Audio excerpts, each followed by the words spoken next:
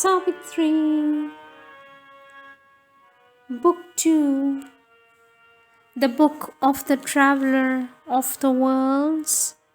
Canto 6,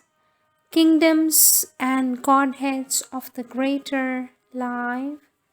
page 188. As he moved in this ether of ambiguous life, himself was soon a riddle to himself. As symbols he saw all and sought their sense. Across the leaping springs of death and birth, and over shifting borders of soul change,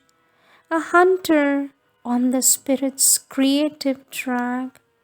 he followed in life's fine and mighty trails, pursuing her sealed, formidable delight in a perilous adventure without close. At first, no aim appeared in those large steps, only the wide source he saw of all things here, looking towards a wider source beyond. For as she drew away from earthly lines, a tenser drag was felt from the unknown, a higher context of delivering thought drew her towards marvel and discovery. There came a high release from pettier cares, a mightier image of desire and hope, a vaster formula, a greater scene. Ever she circled towards some far off light, her signs still covered more than they revealed, but tied to some immediate sight and will, they lost their purport in the joy of use,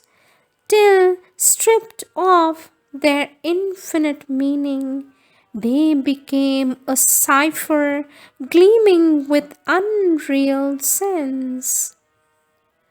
Armed with a magical and haunted bow, she aimed at a target kept invisible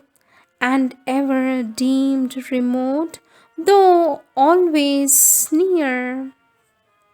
As one who spells illumined characters,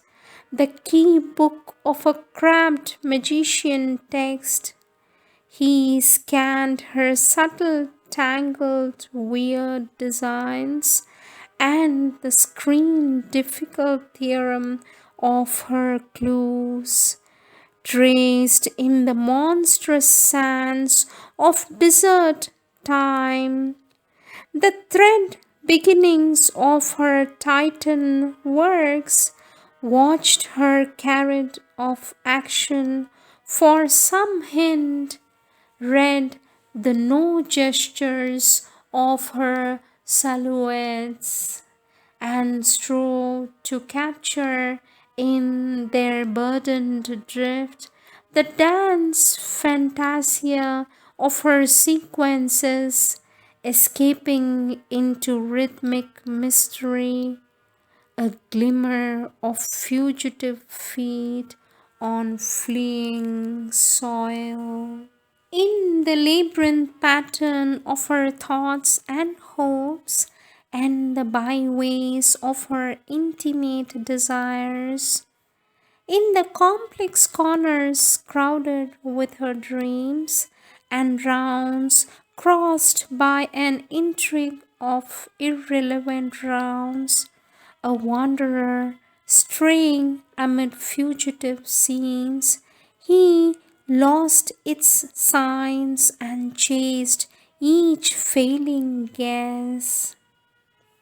Ever he met key words ignorant of their key,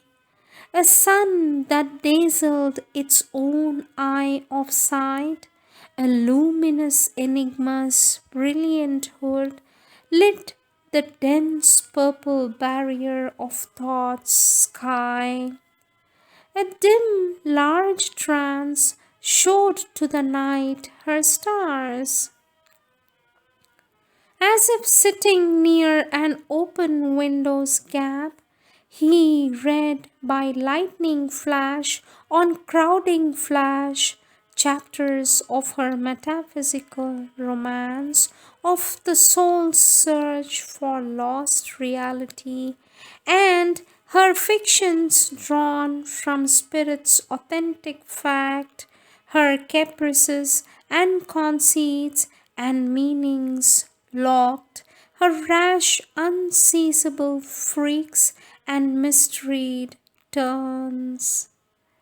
The magnificent wrappings of her secrecy that fold her desirable body out of sight, the strange, significant forms woven on her robe, her meaningful outlines of the souls of things, he saw her false transparencies of thought hue, her rich brocades with imaged fancies sworn and mutable mask and broideries of disguise.